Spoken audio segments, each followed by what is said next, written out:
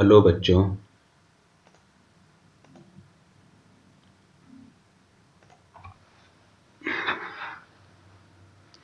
अब हम education information technology के चौथे यूनिट के बारे में पढ़ेंगे।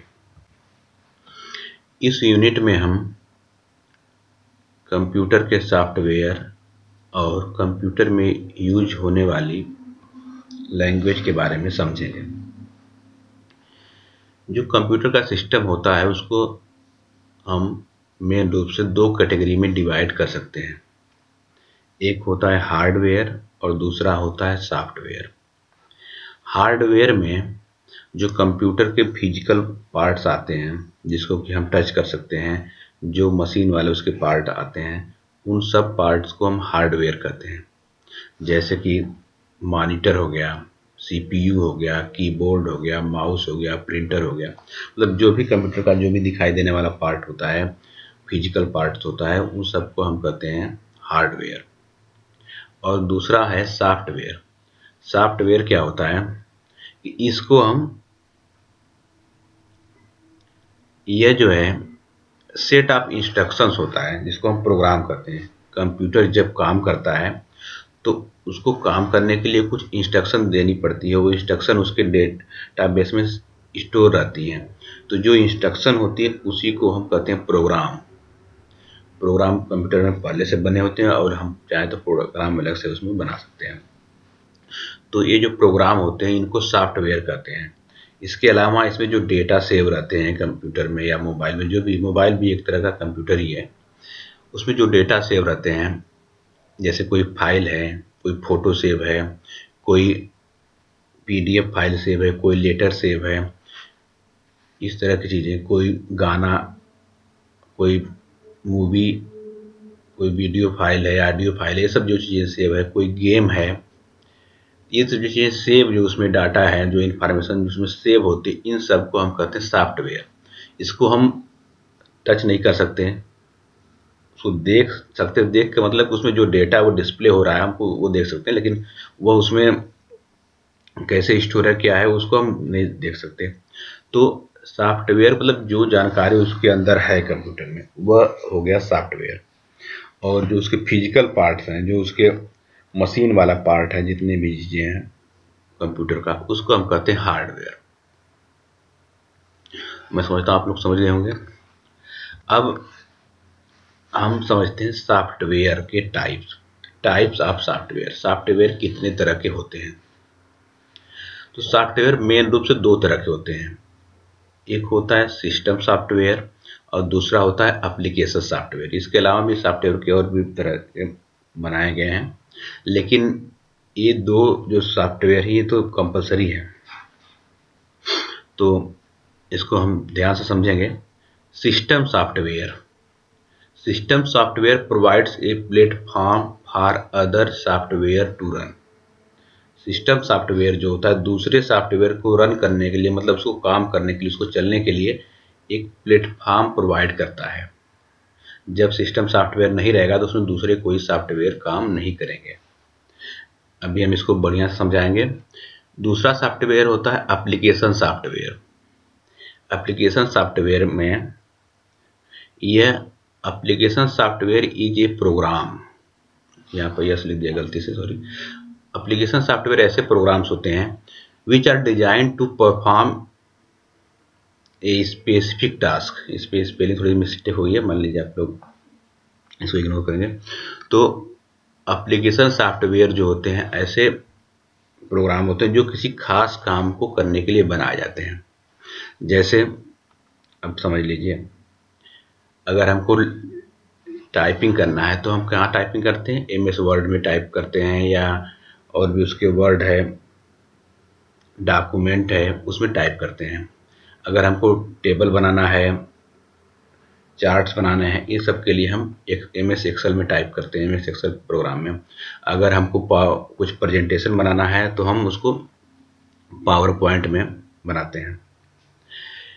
और फोटो एडिट करना है तो पेंट में या फोटोशॉप में हम एडिट कर उसको बनाते हैं।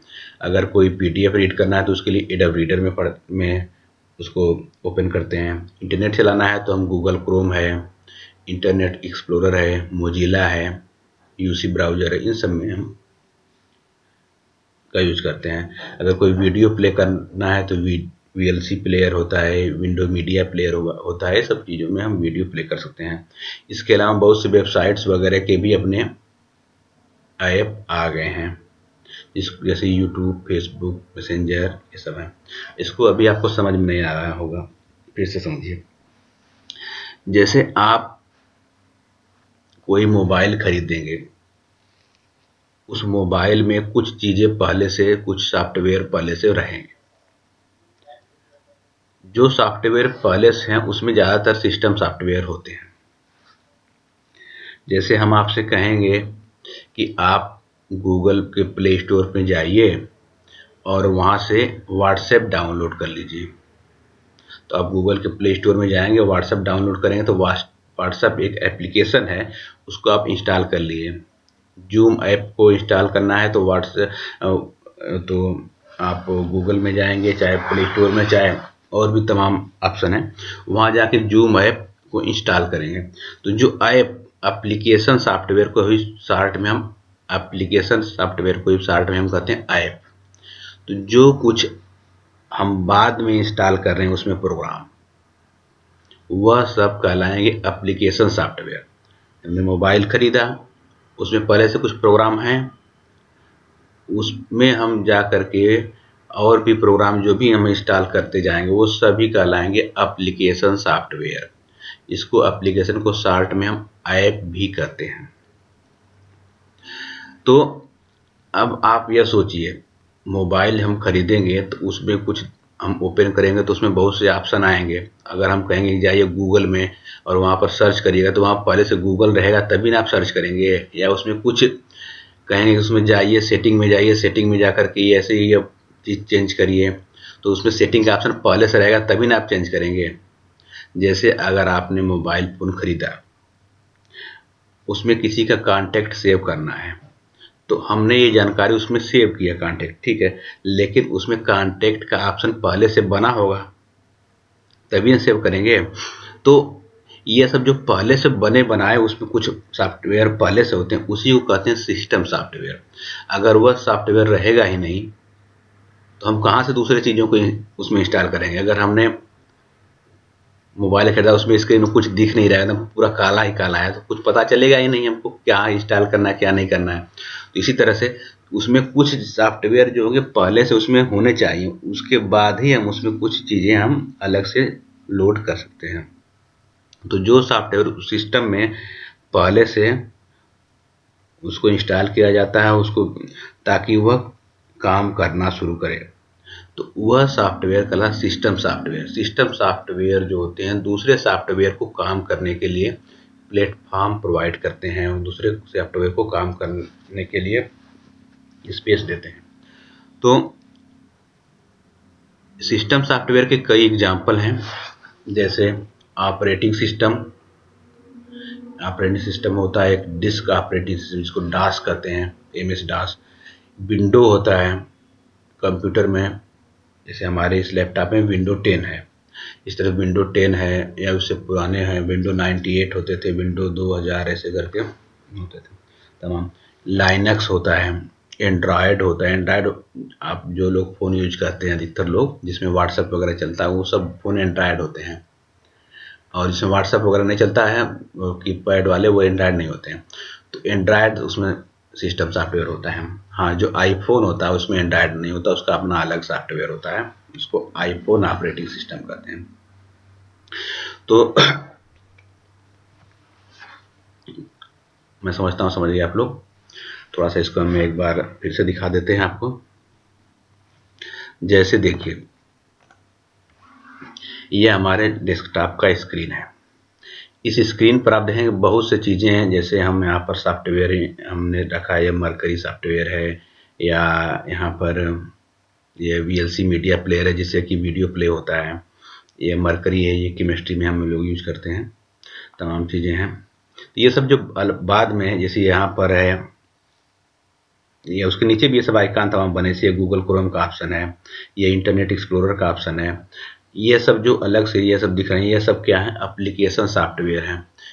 तो ये जो सॉफ्टवेयर हैं ये हम बाद में इंस्टॉल किए हैं, कुछ हालांकि इनबिल्ड पहले से भी होते हैं, लेकिन उसके अलावा बहुत सी चीज़ें यहाँ पर, जैसे ये स्क्रीन दिख रहा है, स्क्रीन पर तमाम ये ऑप्शन आ रहे हैं, ये सब जो ऑप्शन आ रहे हैं ये सब आने के लिए इसमें कुछ अंदर से इसमें पहले से कुछ डेटा बनाया गया होगा। उस डेटा को जहाँ जैसे जो पहले से, जैसे हम यहाँ पर माउस जो हिला रहे हैं, जो भी कुछ काम कर रहा है, ये काम क्यों कर रहा है, क्योंकि इसके अंदर कुछ न कुछ इन्फॉर्मेशन पहले से है। उस इन्फॉर्मेशन को हम कहेंगे सिस्टम सॉफ्टवेयर। इसमें जो सिस्टम सॉफ्टवेयर हमारे लैपटॉप में है वह है विंडो पता नहीं 8 है शायद, विंडो 10 नहीं, विंडो 8 है इसमें। तो उसी तरह से मतलब समझ गए कि जो भी हम मोबाइल या कंप्यूटर खरीदेंगे उसमें पहले से कुछ सॉफ्टवेयर होते हैं ताकि वो बढ़िया से परफॉर्म करेगा।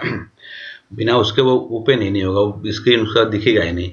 तो जो सॉफ्टवेयर उसके अंदर पहले से रहेंगे ताकि वो रन कर सके, उसको कहेंगे सिस्टम सॉफ्टवेयर। हालांकि जब हम कोई चीज़ मोबाइल या कंप्यूटर खरीदते हैं उसमें उसके अलावा कुछ अलग से ज़रूरी एप्लीकेशन को भी वह दे देता है, तो उसमें कुछ एप्लीकेशन सॉफ्टवेयर भी होते हैं, और उसके अलावा हम और भी जितने चाहे एप्लीकेशन सॉफ्टवेयर उसमें इंस्टॉल कर सकते हैं। तो सिस्टम सॉफ्टवेयर समझ गए, एक सिस्टम सॉफ्टवेयर अपने आप कंप्यूटर में होता है, वो नहीं रहेगा तो दूसरे सॉफ्टवेयर इंस्टॉल नहीं कर सकते, दूसरे सॉफ्टवेयर काम नहीं कर सकते हैं। इसके एग्जाम्पल हैं operating system, Windows, Linux, Android, ये सब इसके एग्जाम्पल हैं। और एप्लीकेशन सॉफ्टवेयर में जो भी चीज़ें हम अलग से इंस्टॉल कर लिए एप्लीकेशन वगैरह को, जिसको हम सिंपल भाषा में ऐप कहते हैं, ये सब कहलाते हैं एप्लीकेशन सॉफ्टवेयर। ठीक है। एप्लीकेशन जैसे आप MS वर्ड, MS एक्सेल, ये सब चीज़ों हम अलग से बताएंगे, लेकिन आप चाहें तो एक बार थोड़ा सा देख सकते हैं।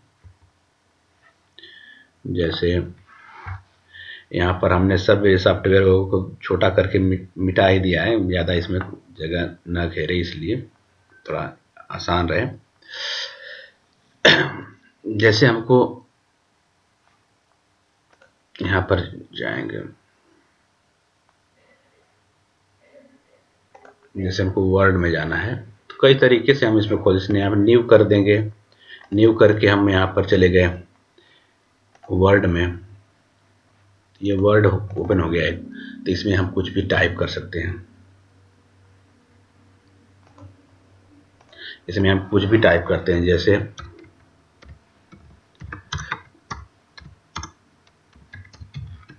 कुछ टाइप करने के लिए वर्ड का यूज करते हैं, यह एक एप्लीकेशन हो गया।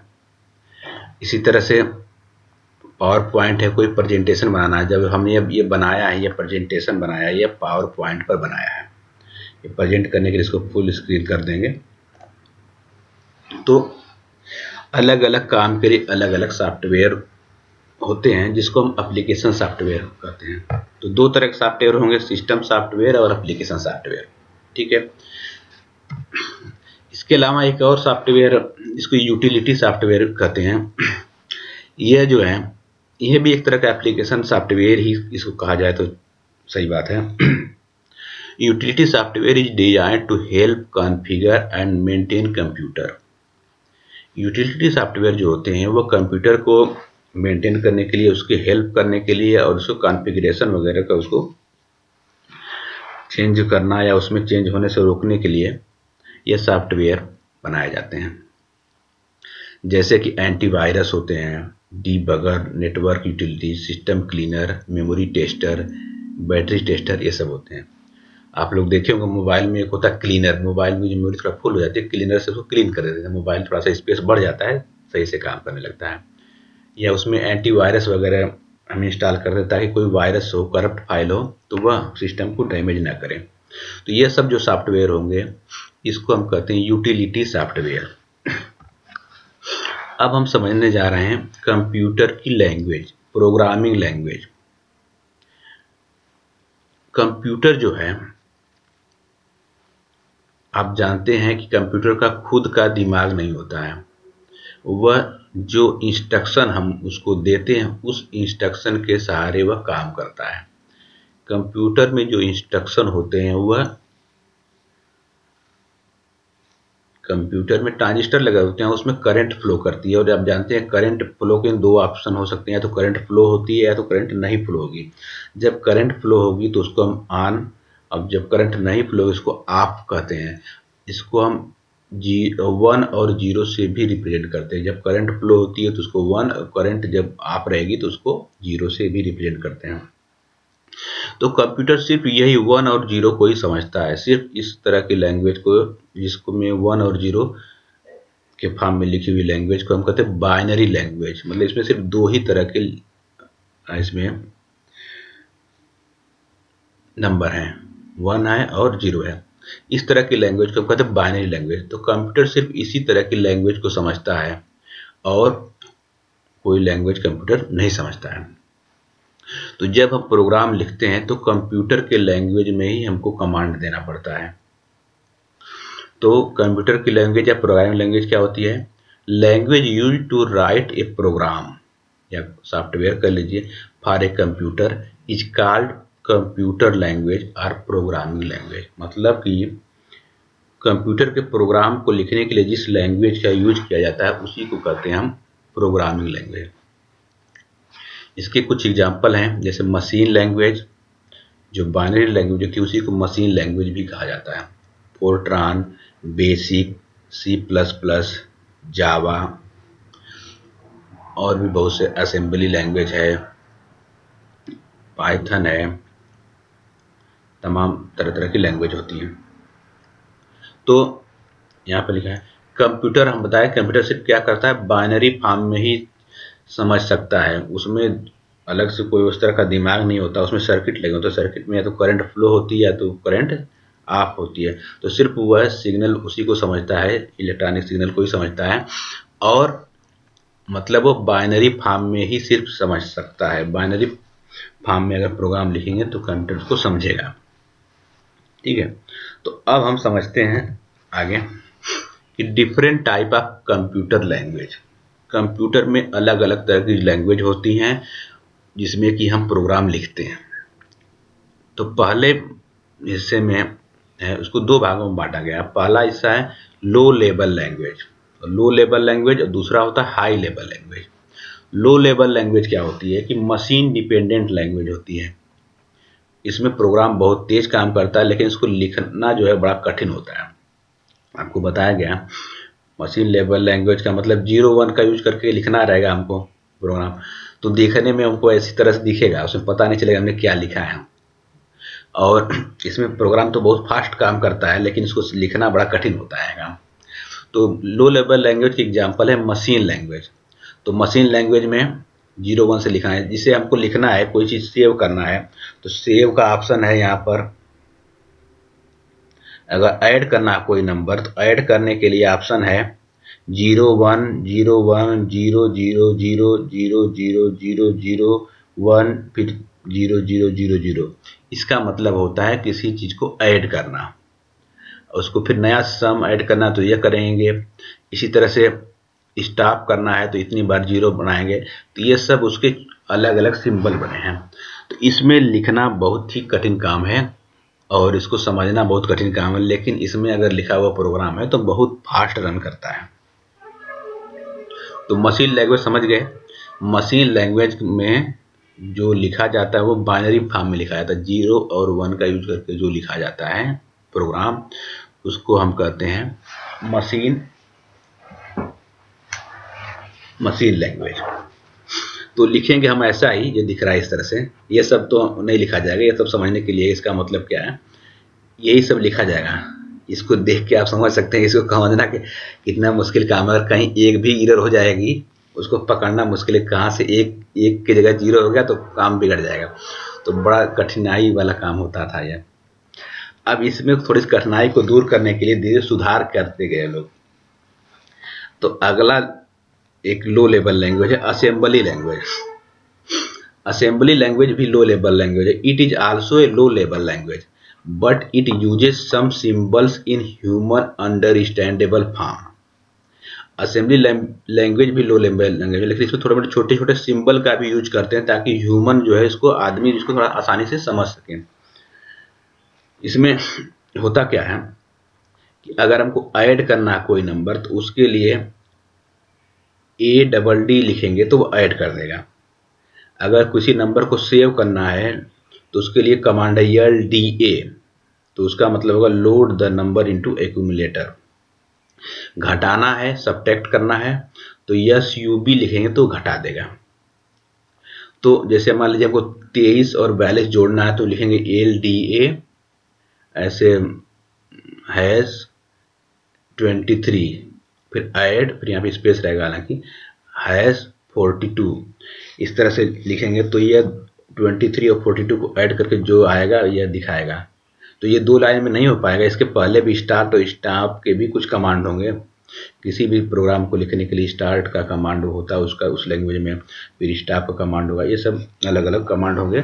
लेकिन एक जनरल इन्फॉर्मेशन समझ लीजिए कि हमको 0 या 1 0 ये सब लिखने से थोड़ा सा बच जाएंगे। LDA वगैरह ये सब ऐड करने के लिए छोटा सा एक सिंबल यूज कर लिए, सेव करने के लिए अलग सिंबल है, घटाने के लिए अलग सिंबल, सब छोटे छोटे सिंबल का यूज हमने करने लगे। तो हम जानते हैं कंप्यूटर ये सिंबल तो पढ़ेगा नहीं, कंप्यूटर क्या पढ़ेगा, सिर्फ बाइनरी नंबर को ही पढ़ सकता है, 0 1 को पढ़ सकता है। तो उसके अंदर एक प्रोग्रामिंग एक और सॉफ्टवेयर पहले से हम उसमें इंस्टॉल करेंगे जिसको कहते हैं असेंबलर। असेंबलर क्या करता है कि it uses assembler to convert assembly language into machine language. हमने मशीन लैंग्वेज असेंबली लैंग्वेज में लिख दिया लेकिन कंप्यूटर से नहीं समझ पाएगा, तो उसके लिए एक असेंबलर होता है कंप्यूटर में। असेंबलर एक सॉफ्टवेयर होता है, एक प्रोग्राम होता है, वो प्रोग्राम जो है इस असेंबली लैंग्वेज को बदलता है फिर से बाइनरी लैंग्वेज में। तो असेंबलर क्या करता है कि ये जो सिंबल होते हैं असेंबली लैंग्वेज के, उस सिंबल को बाइनरी लैंग्वेज में बदलता है ताकि उसको वह कंप्यूटर समझ सके। जैसे कि मान लीजिए ऐड है, ऐड करने का जो ADD लिख दिया तो कंप्यूटर ADD नहीं समझ रहा है, वो 0 1 वाला ही समझेगा। तो एक अलग से जो उसमें सॉफ्टवेयर सेव है, अलग से प्रोग्राम सेव है जो असेंबलर, उस असेंबलर में ये जानकारी सेव पहले से की जाती है कि ऐड करने का मतलब है कि ये 0 1 0 1 ऐसे 0 0 जो है इसका मतलब अगर ये ऐड लिख दें तो इसका मतलब तुम यह समझना। अगर हम लोड लिख दें तो इसका मतलब तुम यह समझना। तो उसमें से लिखा रहेगा। तो हम तो लिखते हैं हालांकि इस तरह से कोड के फॉर्म में, लेकिन वो समझता है कंप्यूटर किसको, वह वाला 0 1 वाला को समझता है, बाइनरी वाले को समझता है। वो कैसे समझता है उसके लिए एक अलग से एक उसमें होता है प्रोग्राम, उस प्रोग्राम को कहते हैं असेंबलर। तो असेंबली लैंग्वेज में जब हम लिखते हैं तो उसके लिए एक असेंबलर उसमें होता है जो कि असेंबली लैंग्वेज को कन्वर्ट करता है बाइनरी लैंग्वेज में। तो मैं समझता हूँ समझ गए। मशीनी लैंग्वेज में समझ गए क्या होता है, सिर्फ 0 1 का यूज करके नंबर लिखी जाती है, नंबर क्या मतलब प्रोग्राम पूरे लिखे जाते हैं। और असेंबली लैंग्वेज में छोटे छोटे कुछ सिंबल का यूज करते हैं, जैसे जोड़ने के लिए ऐड का सिंबल ADD, घटाने के लिए SUB, इस तरह का सिंबल यूज हम करते हैं। और इसके लिए इसमें एक असेंबलर होता है जो कि इस सिंबल को कन्वर्ट करता है बाइनरी फॉर्म में ताकि कंप्यूटर उसको समझ सके। अब हम समझते हैं दूसरा इसका टाइप है high level language. High level language जो होती हैं ये high level languages are designed for developing user friendly software और program. Main advantage of these languages are easy to read, write and maintain. High level language में क्या होता है कि ये यूजर फ्रेंडली, जो कंप्यूटर यूज करने वाले लोग उनके लिए थोड़ा सा आसान हो जाता है सॉफ्टवेयर या प्रोग्राम को लिखना। इसमें हम इंग्लिश में के छोटे छोटे कुछ उसका सेंटेंस में हम लिखते हैं तो इसमें कोई फॉल्ट वगैरह रहेगा तो आसानी से वो पकड़ में आ जाता है। इसमें लैंग्वेज में लिखना आसान होता है, समझना भी आसान होता है। तो अगर हम इंग्लिश के लैंग्वेज वाले पार्ट में लिखेंगे उसके भी कुछ रूल होते हैं, कामा कहाँ लगाना है कि थोड़ा सा भी मिस्टेक हो जाएगा तो कंप्यूटर रन नहीं करेगा। तो इसके एग्जाम्पल जो है बेसिक लैंग्वेज, जावा लैंग्वेज, सी लैंग्वेज, C++, जितनी भी लैंग्वेज होती हैं सब हाई लेवल की लैंग्वेज होती हैं। मशीन लैंग्वेज का ज़माना अब नहीं है। स्टार्टिंग के जनरेशन में मशीन लैंग्वेज का यूज होता था। जितने लैंग्वेज हम जब छोटे थे तो सी लैंग्वेज सीख रहे थे तो ये अलग अलग जो लैंग्वेज होती हैं, जितने भी लैंग्वेज हम लोग या कंप्यूटर में जाएंगे सिखाने वाले, तो ये आपको हाई लेवल लैंग्वेज ही सिखाएंगे।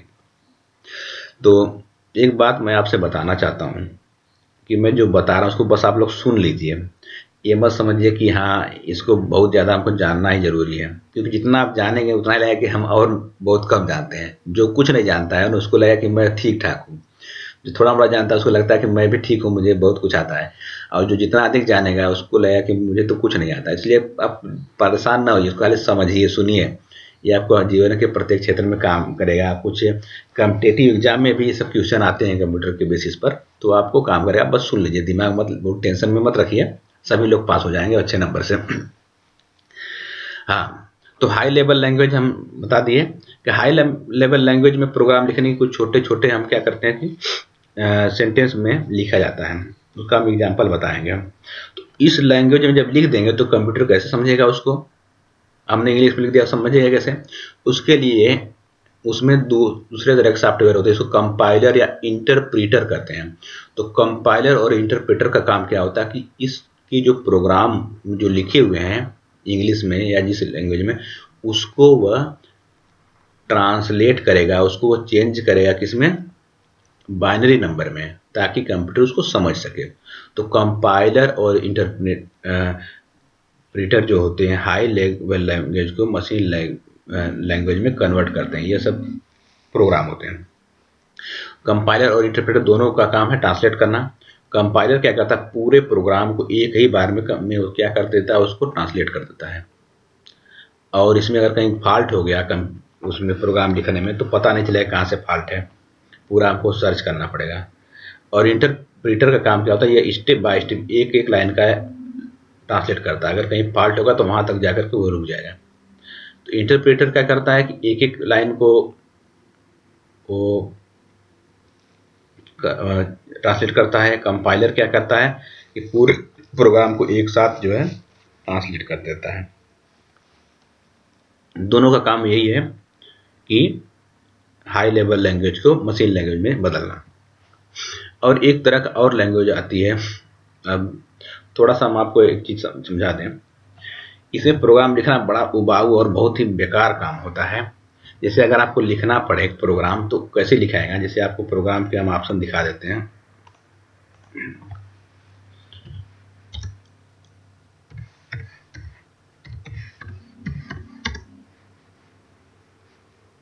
जैसे हमने लिख दिया सी लैंग्वेज, इमेज हम आपको दिखा दे रहे हैं। तो कंप्यूटर में कैसा दिखाई देगा प्रोग्राम जो लिखा जाएगा,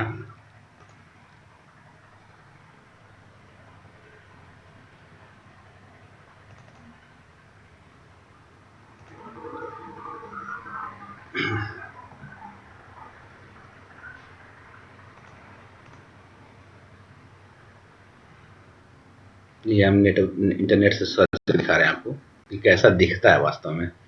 तो ऐसा दिखेगा।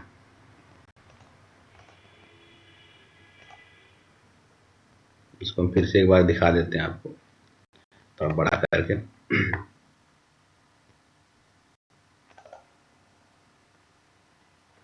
जैसे यह है, बड़ा हो जाता तो सही रहता। इसको बड़ा कर देते हैं। जैसे ये लिखा हुआ है, ये भी एक तरह का तो ऐसे काला काला ही दिखता है। तो इसी तरह का दिखेगा प्रोग्राम राइट करने के लिए, इसी तरह काला काला दिखेगा। इसमें कुछ समझ में आता नहीं है, बहुत ऐसी तरह से दिखता रहता है। जैसे लिखा है ऑटो बूट से कमांड है कॉन्फ़िग, इस तरह से लिखा है। वो तो कुछ कमांड लिखे ऐसे से लिखा रहा है, तो आपको देखने में एकदम काला काला स्क्रीन दिखेगा। बड़ा ही कठिन काम होता है लिखना इसको। जैसे ये ऑप्शन कहाँ से आता है लिखने का, तो आप कहीं पर एक जहाँ प्रोग्राम का होता है वहाँ सर्च करेंगे। जैसे हमने यहाँ सर्च किया, यहाँ पर एक होता है कमांड। कमांड प्रॉम्प्ट जब जाएंगे तो इसी तरह से खुल जाएगा, तो पूरा स्क्रीन काला हो जाएगा। पूरा जो स्क्रीन है ना, एक सेकेंड, ये पूरा स्क्रीन काला, इसी में आप जो भी टाइप करना